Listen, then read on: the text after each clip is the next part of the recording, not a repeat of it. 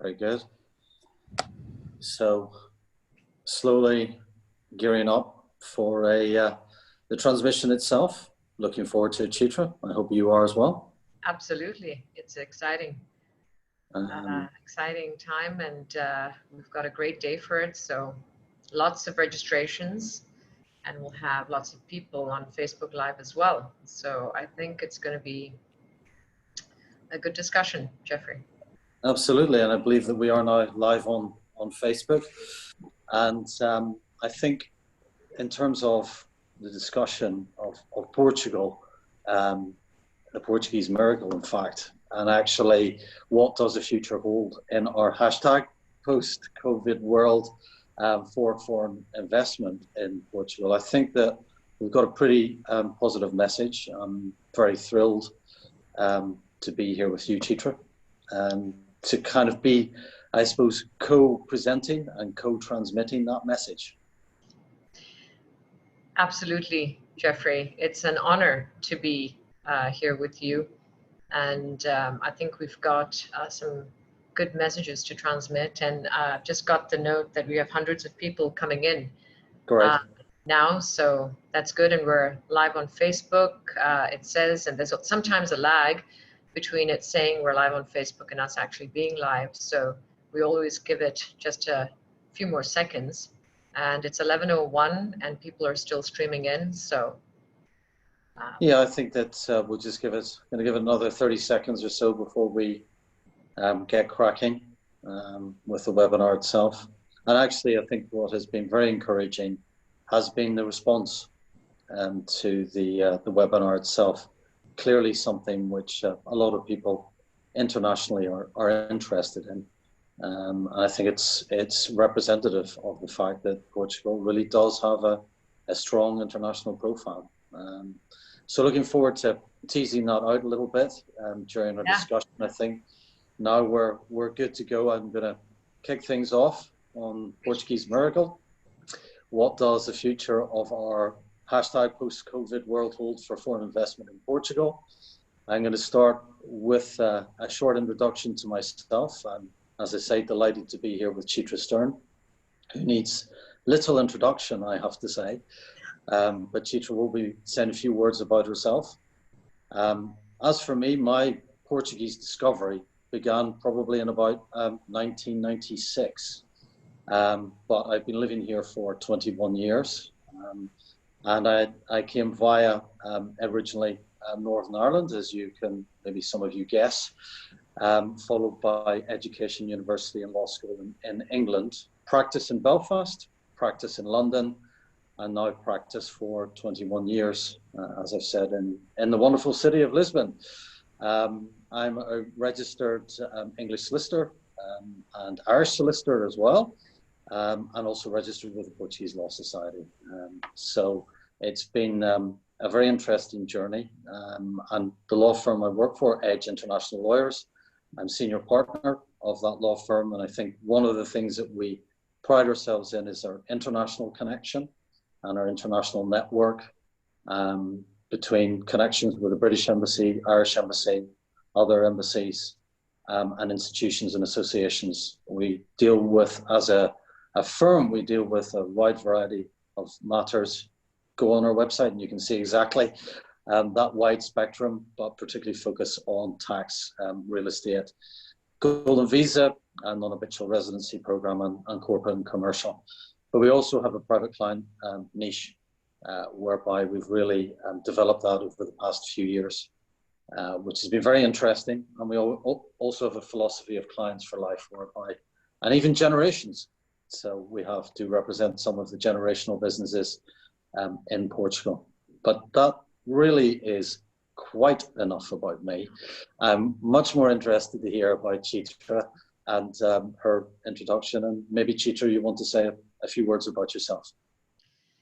Thank you very much, Geoffrey. It's an honor to be here with you, knowing you for some years now, as well as your law firm. It's great to be on this panel with you and discussing one of my favorite topics, why Portugal. So I'm originally Singaporean of Indian origin, born in Singapore, born and brought up in Singapore.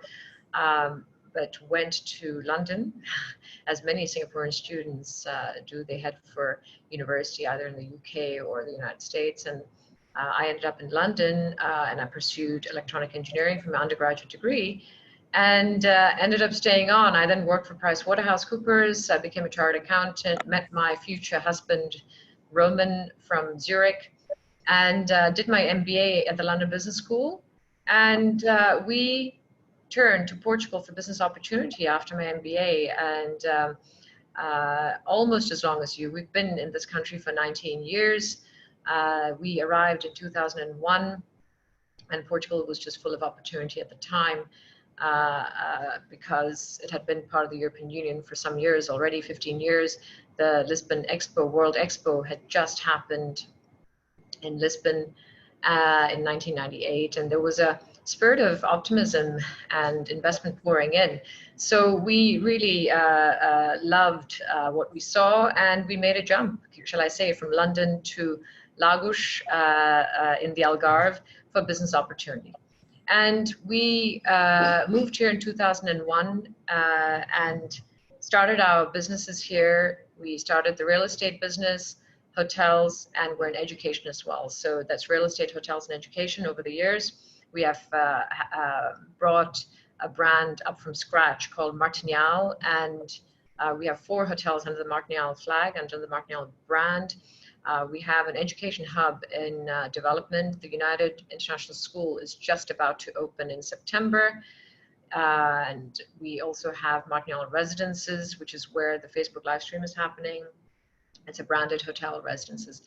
Neither of us is from Portugal originally, but we've lived here 19 years. We love Portugal, and we've had 4 children here who've also been an inspiration for our hotel brand, because we focus on families at the luxury end of the market.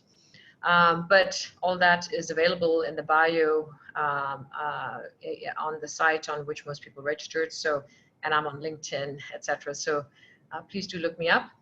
And we will now happily proceed with our webinar. Thank you very much, Geoffrey, for the opportunity to introduce myself. Well, thank you, Chitra. That's excellent. And I think actually it has a bit of resonance with, I suppose, one of the first issues we're going to discuss. I mean, given that backdrop of living here for, because it's a considerable period of time, actually here longer than anywhere else in my life, and also building up businesses. I've also heard you refer to Portugal as the California's Europe, and also in your TEDx talk about why Portugal is trending. Now, you know, I can have a lot of resonance with that, yeah. About, you know, why Portugal is so great, I suppose, and certainly it held me here after a one-year plan, which certainly evolved. And I think that there's been a lot of resonance, if you like, from 2008 when we talk about the Portuguese Miracle, because I think there were some foundations which were built for quite a dramatic recovery, and there's certainly foundations which we feel will play out and will continue to play out and should continue to play out during this particular crisis, because the focus really about what we're talking about, where obviously we have to acknowledge the crisis in Portugal, but we're going to focus really on post-COVID. And I think the things that made Portugal great, and I know that you're going to make a reference to a certain video later on, whereby we're going to encourage everyone to watch, is Portugal's still here. You know, it's still beautifully positioned, if you like, between, you know, east and west, north and south. My feeling, and you probably share it, Chitra, is that when we first came here, we might have felt a little bit isolated on the western kind of part of Europe. You know, the same level of connections weren't available, either through the low cost or some of the main flag carriers from the Middle East, for example. But I think that has very much been redressed. So as a result, we as a business, and I know you as a business as well, have a really international, a global reach in terms of your client base. Portugal's always had a good relation with the EU. It's managed to walk the tightrope between keeping a good relation with the UK as well in the current circumstances. And I think that with the climate here, 300 days of sunshine, certainly in the areas in which we're currently living, and a beautiful coastline of 900 kilometers, you're really looking at some of the most fantastic beaches in the world. And some of those I'm not going to mention because I'd rather keep those to myself. And but I think that overall there's plenty of choice out there. And what struck me, I think, certainly post 2008, was the increasingly multifaceted nature of the tourism which was happening in Portugal. Yeah. It's not just a beach destination, it's not just a golf destination, it's a historical destination, it's a wine tour destination, it's a destination even for music festivals. It really goes across all of the generations. And one of the things that it's really made Portugal great is the fact that it's been able to play out its diversity geographically. You look at Porto and the north, and even right up with the border of Spain with Galicia and the Algarve, and it's really quite a dramatic difference in terms of geographically and terrain-wise and flora and fauna. Now, the other points I would just touch on is the healthcare service. That's something we'll move on to a little bit later, both public and private healthcare, and also how, as a lawyer, could I not address the legal system and democracy in this country has been reported in a recent study of being the seventh most democratic country in the world. And this is, again, has resonance on something we'll talk about the consents of government, if you like, during COVID. But I've just touched on a few things, Chitra. I know that you also feel pretty strongly about what I've talked about, but also what I haven't talked about as well. I mean, I did a whole TEDx talk on why Portugal is trending 3 years ago, and I encourage everyone who's interested in Portugal but doesn't know anything about it or knows some bits about it to watch that. If you search TEDx Chitra Stern, you'll find it quite easily on the internet. And Geoffrey's right. I started calling it the California of Europe quite early on. At that time, it was primarily for its shape, landscape, like kilometers of white sandy beaches and surf vibe, but sunshine. But that rapidly progressed over time as things started developing in Portugal with tourism, but also education. English-based courses being offered in Portuguese universities, such as Nova School of Business and Economics, where I'm actually a visiting professor, as well as Católica University. And this attracts foreign students, but also adds to the tourism of the country. So, they're doing those things well, and especially post-Brexit, English courses in other universities are becoming more popular. Netherlands has done a great job of it, and Portugal is definitely increasing as a destination to come and study, not least because it's the California of Europe. There's the safety and security. I know you touched upon the democracy, which is very, very close to my heart. This is one of the reasons we actually named our school United Lisbon International School, because it's only by being united as democracies, and institutions like the United Nations are very important for solving global problems. So I should touch upon the safety and security here, which is very attractive, has been very attractive for South Africans moving here and Brazilians moving here, especially. It's an extremely safe place where kids, teenagers can, go out at night without any problems, and us as well. Traveling around by car or walking around is we sort of take it for granted in a way, but we're number 3 on the Global Peace Index in the world, and we're consistently in the top 5. So I think that's definitely an important point to bring up. We're in the TEDx talk, I was, for 3 years, I formed part of this Foreign Direct Investment Task Force, reporting directly to the Prime Minister's office here from 2017 till the end of last year. And the Portuguese government has been pretty proactive in designing programs and incentives to bring investment into the country. And I think they've been very intelligent and smart in consistently keeping certain programs and continuing to bring foreign investment, but also redesigning some of them to include startup visas and capital, they call it capitalizar, but to bring capital investment into companies as well. And the Web Summit starting here 4 years ago was amazing. Paddy did a great thing by bringing Web Summit from Dublin to Lisbon, and that was one of the elements of making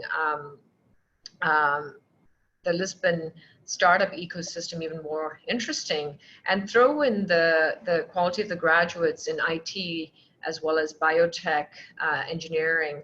And you've got lots of companies being attracted to set up their base here, whether it's nearshoring, shared services centers, or simply to have a leg in the EU, because the quality of lifestyle is amazing for how much it costs to live here. So these are other things I could touch upon. I could go on for ages, but obviously I'd like to definitely touch upon the non-habitual residence program and the golden visa program, which I know your law firm has been excellent in engaging I think what this comes to eventually is, and I'd like to invite you to talk more about the NHR and the golden visa, but we have such an open, tolerant, liberal society here that foreigners have been welcome, with open arms. And, I've never faced racism here. And I know the minute I say that, the Portuguese are saying, oh, no, but Chitra, we still have it and we have to address it. And I think admission of a problem is the first step. I mean, look at what's happening around the world. If you don't address it, it just gets worse. And I think it's one of the most open societies I've been in, and definitely the foreigners are very well regarded here. But I invite you to talk about those programs as well as NHR Compassion, which I think is an interesting new thing, which really increases the respect of these residents moving here. Yeah, thank you, Chitra. I mean, that again, as residents, on the security point, I certainly felt coming to Portugal was a whole different ball game, effectively, than living in other parts of the world. And even a city like London, which I studied and worked in since before coming to Portugal. So it really there is a real sense of security, of feeling safe. And I think that's incredibly important for a lot of people right now across the globe. But you're absolutely right to highlight both the golden visa and the non-habitual residency programs, because bringing potentially 63,000 investors to Portugal, more or less, about €5 billion. That's not small change, and that's only the measurables, because I feel that there are a lot of unmeasurables out there, and I don't think it's just a question.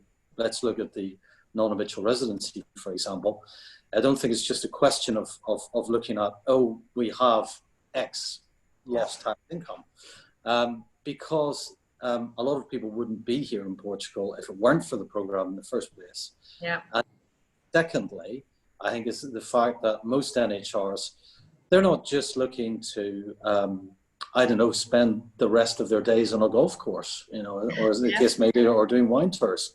I think that we have, majority of NHRs who we see are actually reinvesting in the country. They're paying indirect taxation for a start.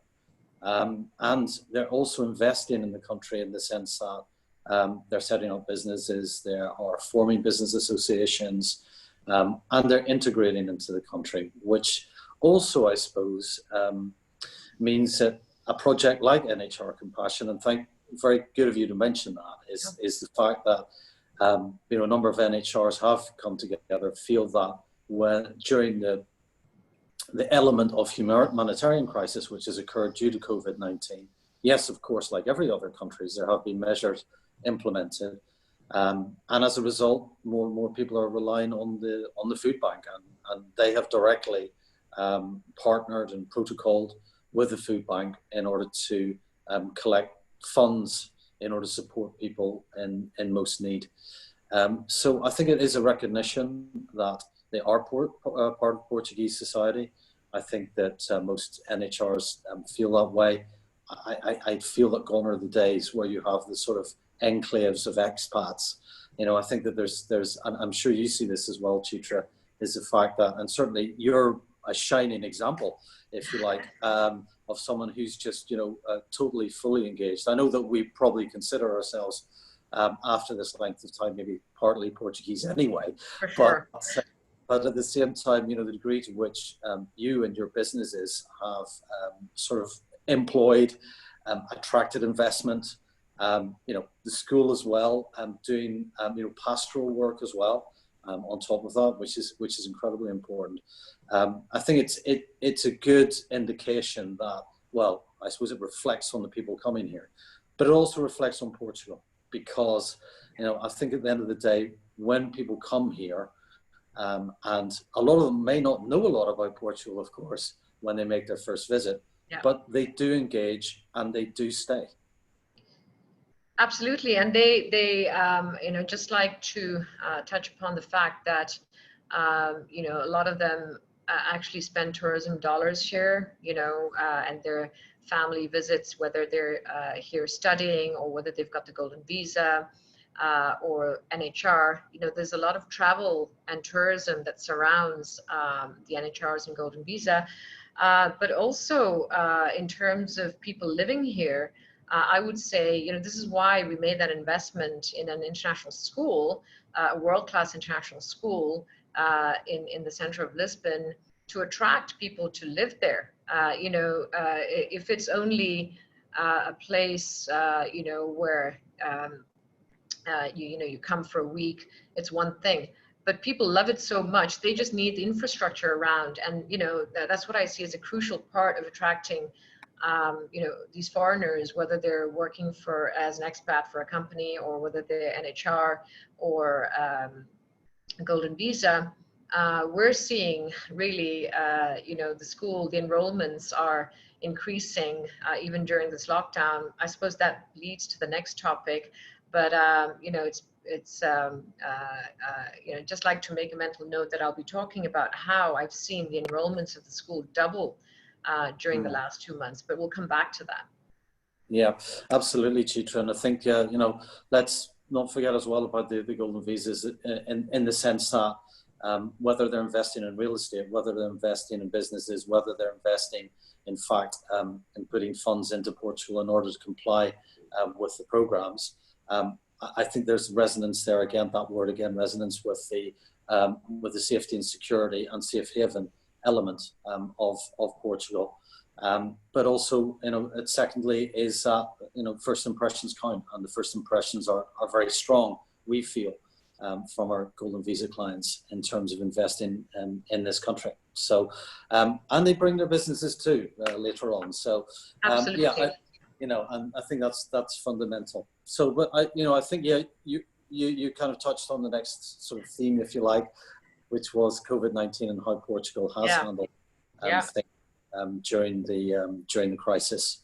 I think that I think the first thing I'm going to mention two words here. In fact, they are responsibility and continuity. Now, I think each one of those needs to be contextualized, and I think that the responsibility element is that there were only 600, well, only, it's still, you know, a number of deaths, not deaths, of cases, 642 cases at the time that the state of emergency was declared.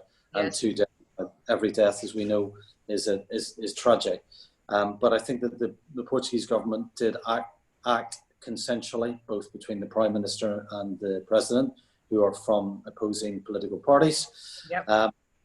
But they reached a consensus very early on. And whilst, you know, we as a business obviously felt that, you know, we had to react very quickly, put into a contingency plan into place, given the lockdown, which occurred from the 18th of March. At the same time, if that had happened 2 weeks later, recent study has shown that 3 times as many people would have ended up in the ICU, and that really would have put the public healthcare system under tremendous strain. So I think that what Portugal has shown is that the investment that it's made in the healthcare system, also the number of private hospitals which have grown and been built around the country, have been very much geared towards dealing or geared themselves to dealing with the crisis.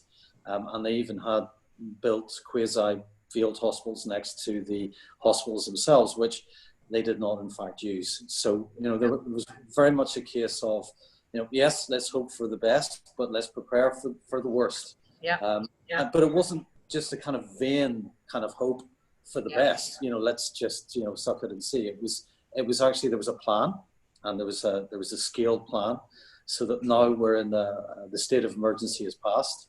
We're in a state of adversity.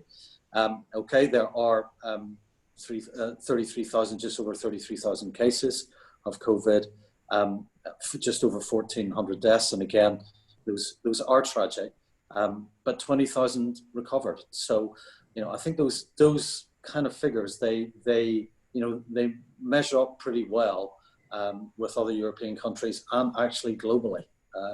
So I think it's been a responsible, I suppose, a long way of saying that it's been a responsible reaction by the government to the COVID-19, but also addressing continuity. Yeah, and I'd just like to touch upon the fact that they stepped in very quickly to help businesses. They announced measures very early on, COVID loans, as well as the help for the micro companies. We have a lot of SMEs in Portugal, small and medium-sized enterprises, and the government and the tourism board really stepped in quite quickly with aid and help. And the banks were able to process the loans, slowly but surely. So that was, I thought, very impressive as well, Geoffrey. And I'd just like to touch upon again, society was extremely rational, responsible, and measured, disciplined, respectful in the handling of the lockdown. They just got down to it. And we got the job done. We were all in lockdown for a long time, and rational is definitely a word, that I would use to describe this. And when, obviously we were watching Italy and Spain and horror, and the imagery was terrible. My heart really goes out, at the beginning of the pandemic, but people were very respectful of the rules, regulations, and lockdown. And I'd just like to also point out to the high number of testing that they've achieved in Portugal per population, per capita. And they did this in a very, very intelligent way. The government worked with private laboratories immediately to achieve this high level of testing. There wasn't any dilly-dallying or, delay. They did it, and this happened quite quickly. And Portugal has been written about in the international press. They've been applauded in various newspapers, the Financial Times, Der Spiegel, Politico. I don't know. There must be the New York Times as well, and Forbes, El País. I mean, the list carries on. We have a lot of articles also coming out about that'll be relevant to the post-COVID world. Forbes mentioning that Portugal is the #1 country to retire. So sort of touching on the next topic, but I'm doing it while I can still remember. As well as Knight Frank released a report about how real estate prices will hold, and very positive. Lisbon is one of the 4 cities mentioned alongside Vienna, Shanghai, and Monaco, where prices are expected to hold this year and actually increase next year. So there's been a lot of international press about Portugal for those, but it might get missed. And the reason I'm mentioning and sort of dropping these names of the newspapers is because the general press is so full of negative news about Spain, Italy, and Southern Europe, you know, it's good that to actually search the articles up on Portugal, because they've had a good run. And you know, just like to touch on the amazing job Turismo de Portugal has done, the tourism board here. You know, they were the first to immediately release this amazing video. If you search up hashtag can't skip hope Portugal, you'll find this amazing video about how we all have to come to a standstill now, stop now, but Portugal is still here and we miss you and we look forward to seeing you again. And they were also very quick to respond on issuing the clean and safe stamp for resuming activities post-COVID. And they were applauded as the first tourism board in the world, because I'm in touch with all our PR agents still around the world, and they said Portugal was quick off the mark to, you know, announce this clean and safe stamp to give confidence again in Portugal. So there's a lot that they've done during this lockdown, Geoffrey, using the time. You know, that's what entrepreneurs have to do. You know, I'm the incoming president of EO, the Portugal chapter entrepreneurs organization, which is a global organization. And the lessons for entrepreneurs, you know, are many during these times. And you know, definitely one of them is during this lockdown, use the time to re-engineer, continue to market yourself. And I must say, on a governmental level, they've done all this. So yeah, just a few things to add. Sorry, I could go on, but you know, I guess we have to move on to the topic of the post-COVID world now. So yeah, no, absolutely. And you know, the continuity aspect, what we can say certainly is we as a firm is that we continue to process non-habitual residency applications, and the degree to which we could move things forward, certainly on an advice level with golden visa applications. Certainly we were still getting inquiries, which is kind of remarkable in its own way. So yeah. It is, you know, so there was an element of continuity being geared very much into. Oh, yeah, I mean, yeah, just like to touch upon, because the continuity aspect, we were able to continue in some ways our businesses too. And as I mentioned earlier, during this, you know, just April and May, we've doubled the enrollments in our school now, and we've got 87 kids starting in September. Right. We're able to move everything online. Work at home, hashtag work at home is a thing here. It's called teletrabalho. Working from home is possible with good internet connections in Portugal, you know, high internet penetration with high-speed internet as well. So, and I'd just like to also applaud the schools here who went online pretty quick. I'm hearing problems in other countries from, you know, countries you wouldn't expect to hear problems about online schools. And they did a great job here, even engaging a television station to do some broadcasting of lessons for some kids. You know, children were online pretty rapidly, not just in the private schools. So, you know, kids are on Microsoft Teams everywhere now, learning how to be online. So that's, you know, hats off to Portugal.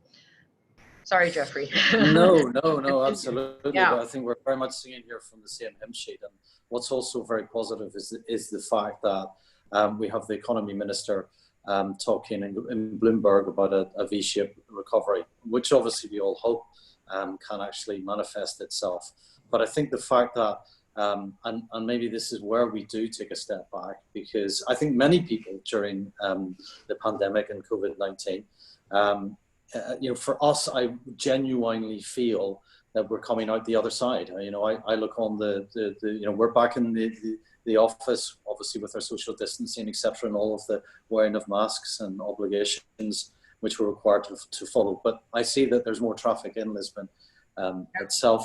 I think that there is an element of sort of coming back to an element of normality. The football season started or restarted, but without any spectators, of course. So that's highly important in a country like Portugal. But you know, I think it has been encouraging to see that we can see some type of roadmap about sort of post-COVID, and I think that's critical for also the people here, of course, the people like you and me, but also those people who've maybe stopped and thought about their lives and about, you know, their particular personal choice, lifestyle choice, you know. And this is something I think that you and I share when we see people we meet people who are coming to invest in this country. A lot of them come here because of that lifestyle choice. And I think that Portugal is only going to enhance itself, if you like, globally in that respect. Absolutely. You know, this hashtag post-COVID world for Portugal, I'm very positive about it. First of all, you know, this V-shaped recovery depends on having good infrastructure and having enough people, you know, to spend money afterwards. Now, there's no doubt that the poor have been severely affected, and you know that's why the work you're doing with Banco Alimentar is so good, and that's again, you know, something so Portuguese, you know, making sure that the rest of society is with you.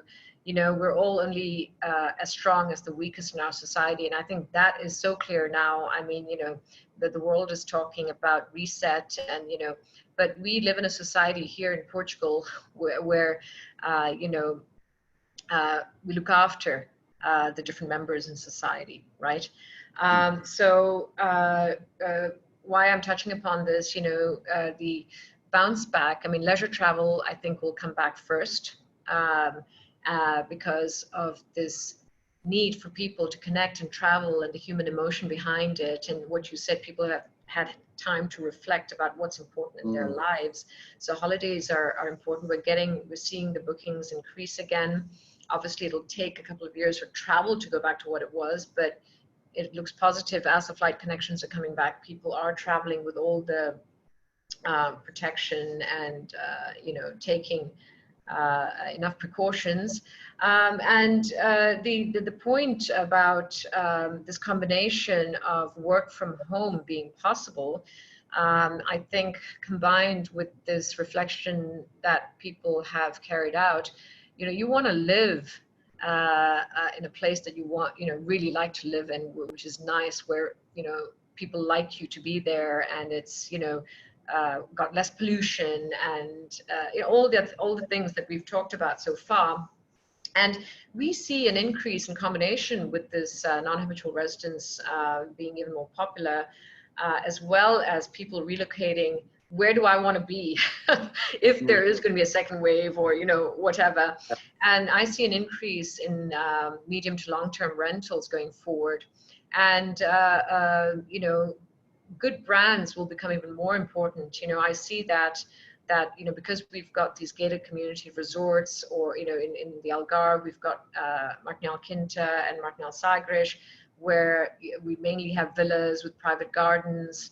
You know, people want that assurance that there's a brand looking after their properties, or looking after where they're staying and their services.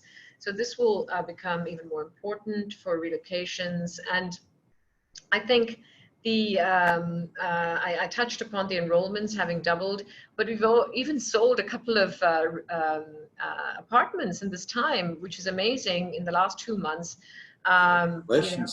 Yeah, you know, which is amazing in these times. And I mentioned the real estate report by Knight Frank, which I think I encourage everyone to look for online, which highlights Lisbon alongside Monaco, Vienna and Shanghai as actually one of the cities holding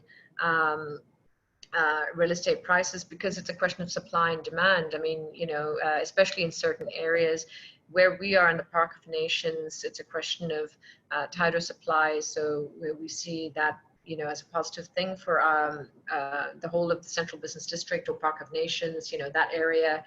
And I think the other point is really to make, yes, you know, Lisbon, yes, you can have the golden visa in Lisbon. You can buy property in Lisbon and get the golden visa. And the NHR, you know, I know that you have to have an NHR compliant rental agreement, which we will also have for those who want to live in Lisbon for 6 months to 12 months, you know, in some of our properties, but, you know, that's all over Lisbon. So these are the things coming together in the post-COVID world. And, you know, for all the reasons we mentioned before, I really feel that Portugal will become even more popular as people look to safer havens, places where they really don't want to face inequality as it's happening in some places.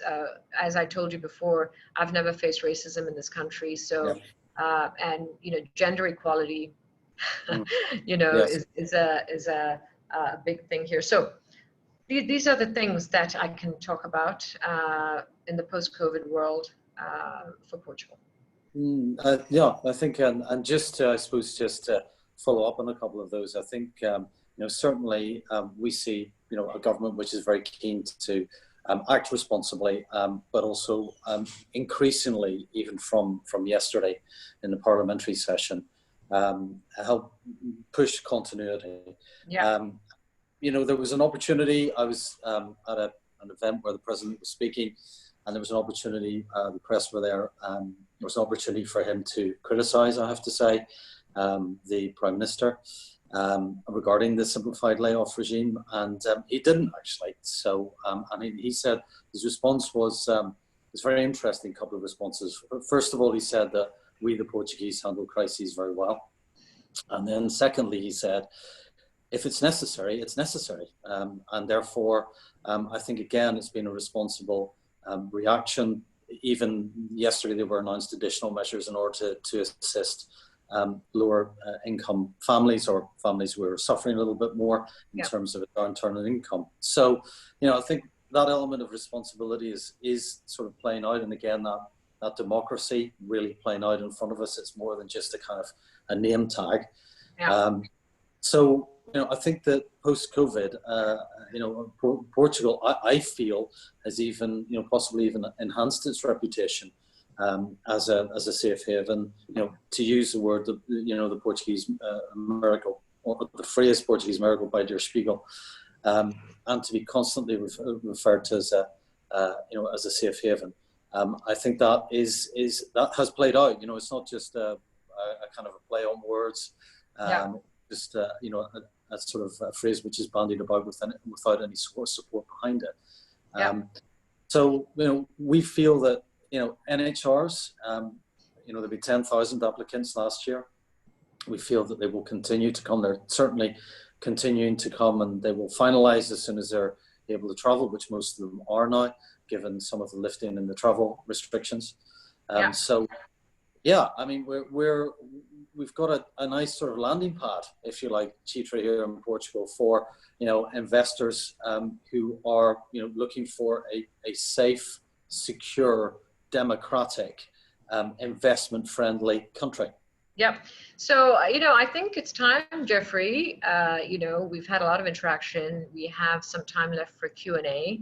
And, I can't, keep up and answer at the same time. And we're relying on our team to feed us some questions. So thank you all very much if you're asking questions. I saw a couple of pop up here. First thing about the Golden Visa in Lisbon. Yes, that's still available.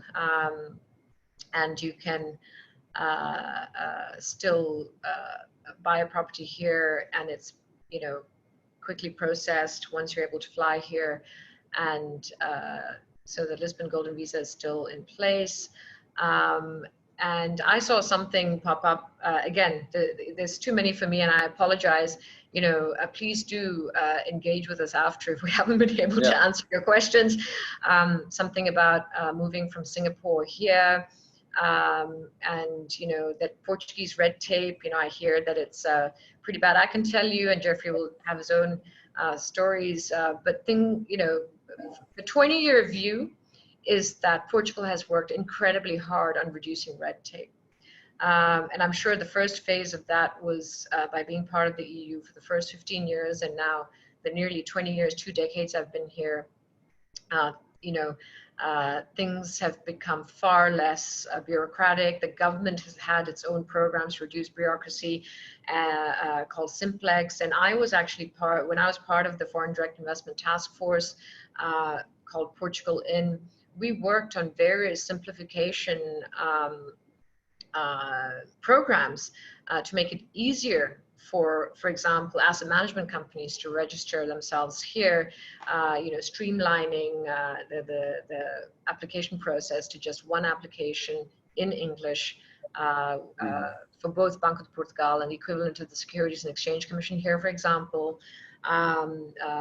Simplifying or making it easier to get appointments for Golden Visa.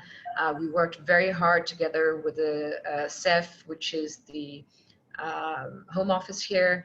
So things have gotten better and better over time, and also for businesses to the ease of doing business here.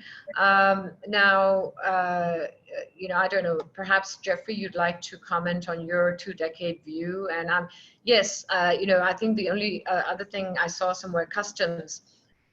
There's always more work to do in a country. Every country is that. I'm originally Singaporean, to that person who was asking about that.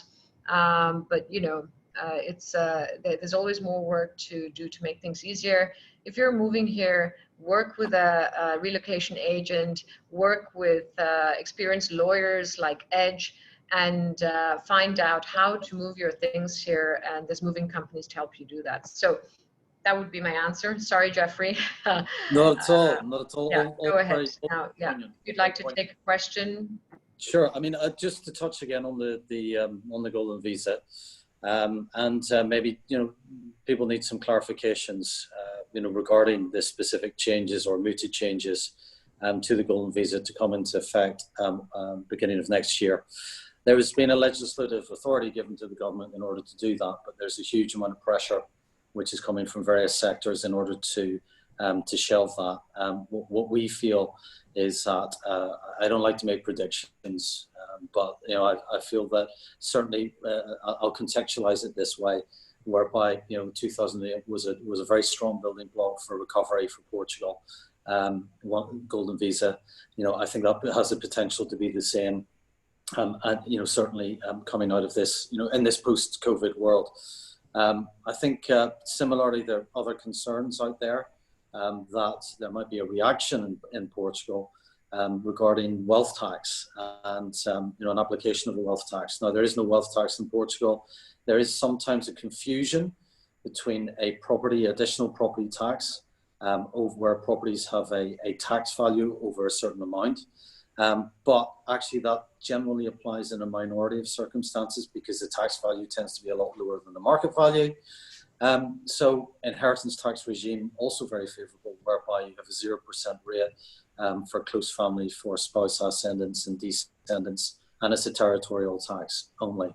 So, I mean, this is throughout the 20 years that I've been here. I mean, certainly there has been stability in the approach to inheritance tax, for example, where the change came in 2003.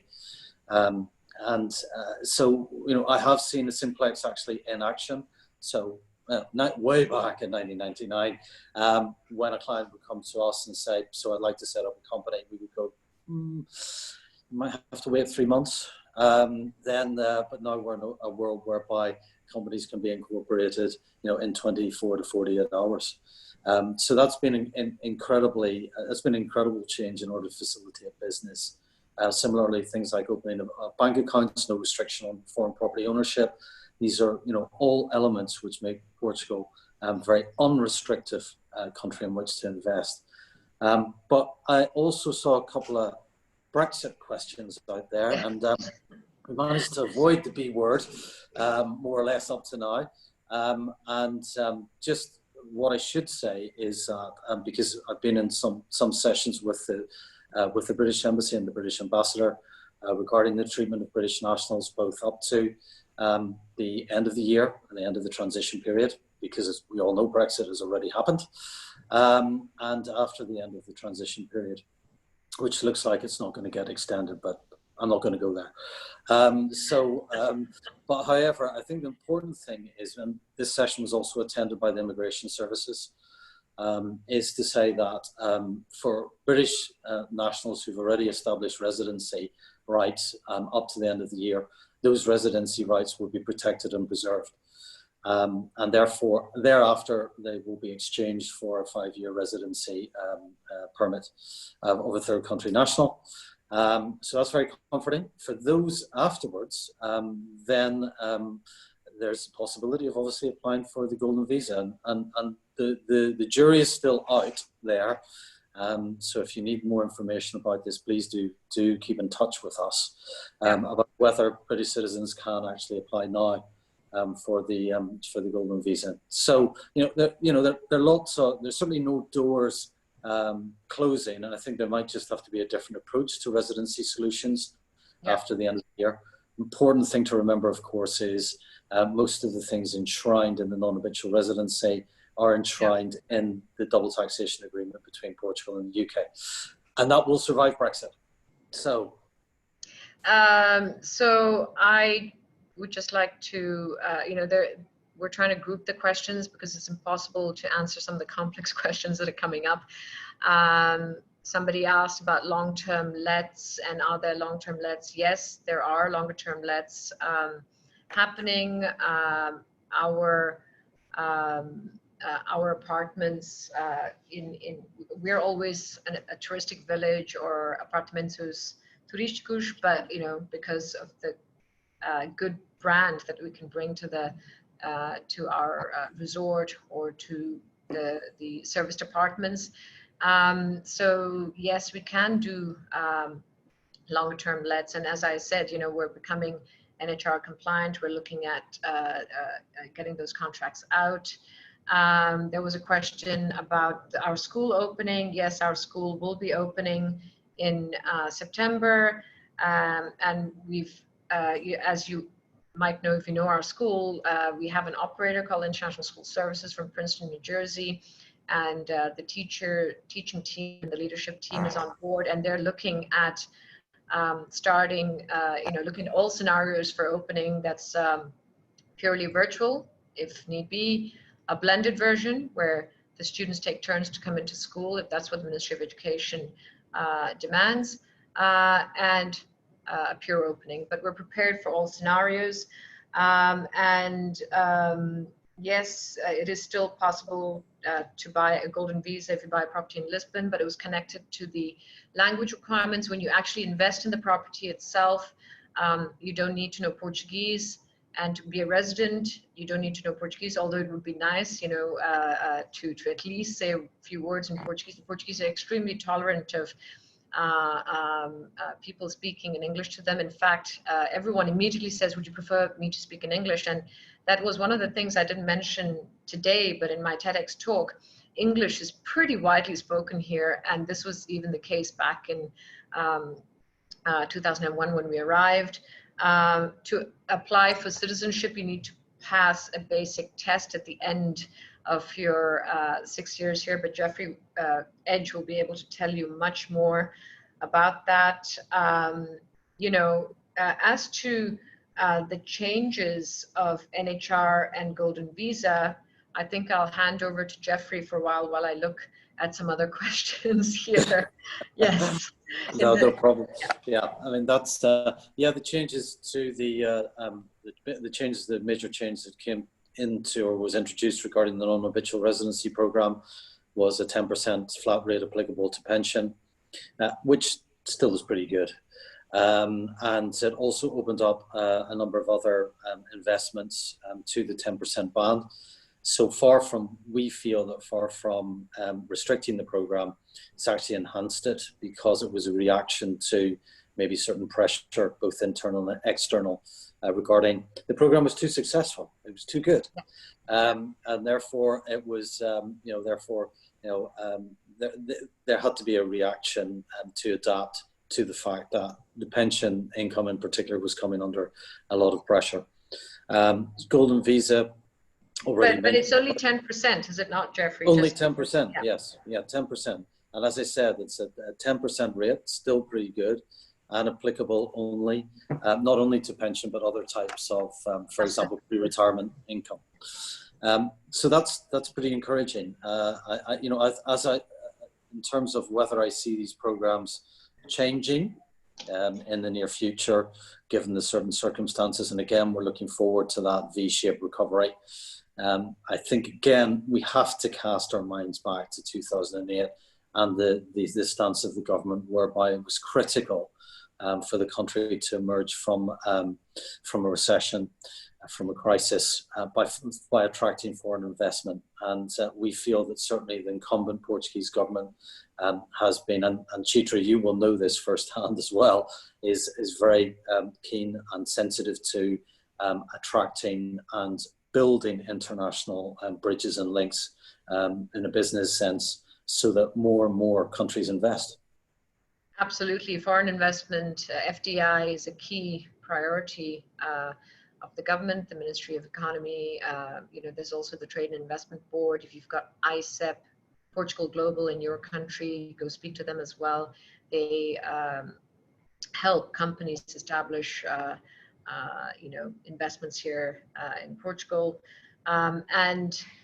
This point about bureaucracy, I'd just like to touch upon one thing, that CEF is still processing residents' interviews. Right now, I know people who've been to various offices in a safe and secure way to process their applications. So, they've done a great job in continuity with responsibility, as Geoffrey so nicely puts it. I think one of the issues has been a lack of flights into the country, but this is now, from the 1st of July, pretty much. I know starting now, we've had a few flights coming back already, but, certainly from the 1st of July, there's lots more flights coming back. So, you'll be able to, come here live and encourage that to make all these investigations, not just with Edge or our team, to answer your questions. We've been overwhelmed by questions. I don't know how many attendees there are, but I'm afraid I'm not sure we'll be able to get through all these questions that are coming up. But do keep in touch with us over email, because I think it's actually time to wrap up, Geoffrey, because we're getting to that point. Well, yeah. Yeah. Okay, well, there were a number of key words I think came out of that session, and I will repeat what Chitra said is if you feel a question hasn't been answered, we've had to answer them thematically given the number which have come through. Please do engage with us directly, and certainly we'll be doing some posts engaging with you after this session. Yeah. I think some critical themes and important themes that we've touched on. Responsibility in terms of the addressing the COVID-19 pandemic, continuity with a view to seeking to ensure that the country will continue as best it can during the crisis, but also be in the best shape possible to emerge in a V-shaped recovery. So I think these are things which are, and of course, maybe there's a lifestyle as well, in the sense that Portugal's still here. Portugal hasn't gone anywhere. And in a way, Portugal has maybe even sort of enhanced its sort of reputation, if you like, as a country which is safe, secure, and in which lifestyle, is something in which you can truly engage. I don't know, Chitra, whether you have any other sort of final thoughts on keywords. It's ask yourself, where you want to be post-COVID, in the post-COVID world. I think this is a very important question. If you can the work from home, ability to work from home has shown people, gosh, well, I can actually commute, whether when travel opens up again, but you can do a lot of work from where you're living. And I really see a big movement here for people to live in a place they really want to live in the California of Europe, while still being connected to their businesses in other places. And whether that takes the shape of a non-habitual residence, or a golden visa, or some of the other residence permits that are out there, this will be a big question to answer, because life's not just about being in a busy place which is a financial center, or You know, there's so many other things that impact your quality of life, like pollution, you know, how safe you feel, how secure you feel, how busy it gets or not busy. You know, Lisbon is a capital city, but at the same time, it's not of a dimension that, you know, sort of is suffocating or claustrophobic. We've got these 900 kilometers of coastline, which you referred to, with over 300 days of sunshine. Just a great place to live. And we originally came here for 5 years, and here we still are. So just like to end on that note, and please do come back with your questions. And we will be posting this on the Facebook on Martinhal Residences, but I believe Edge will also be, you know, we've recorded this and it will be available on YouTube on both channels, on Edge's channel as well as Martinhal Residences. So look forward to welcoming you all in Portugal very soon. Thank you, Geoffrey, for the honor and asking me to participate. It's great. Thank you. Thank you, Chitra, for participating and for all your interventions and insights, really important insights into, you know, what we've been discussing post COVID. Thanks to everyone for attending. Great Thank response. you all. You've engaged extremely well, and we will be in touch if you haven't heard from us, because we couldn't get round to answering your question. We will. So thanks again, everyone. Thank you, Chitra. Thank you. Thank you. Okay. Até logo. Obrigada. Muito obrigado. Obrigada.